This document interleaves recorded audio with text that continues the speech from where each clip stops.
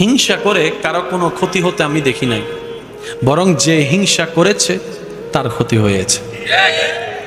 অহংকার করে কাউকে আসলে ছোট করা যায় নাই, অহংকার করে আমরা নিজেরাই ছোট হয়ে জাহান্নামের দিকে এগিয়ে যাচ্ছি। অন্যকে ধ্বংস করার প্ল্যানিং করে কারো ধ্বংস এই পর্যন্ত করা যায় নাই, বরং যে ধ্বংস করার প্ল্যানিং করেছে কোনো না কোনোভাবে অন্যভাবে ধ্বংস সে নিজেই হয়েছে। সেজন্য মনে রাখবেন, রব যাকে তুলতে চায় পৃথিবী তাকে নামাতে পারে না। রব যাকে একবার নামাতে চায় পৃথিবী তাকে তুলতে পারে না। সেজন্য উঠতে যদি মন চায় সে রবের দরবারে মাথাটা ঝুঁকাই দেন। যদি উঠতে মন চায় সে রবের দরবারে মাথাটা ঝুঁকাই দেন, যেন রব আপনার মাথা ঝুঁকানো দেখে বলে আমি আল্লাহ। তাকে এত কিছু দেওয়ার পরও সে নিজের অহংকারকে পিছনে ফেলে আমি রবের দরবারে ভিক্ষুক হয়ে নামাজে সিজদায় লুটে পড়েছে। সুবহানাল্লাহ।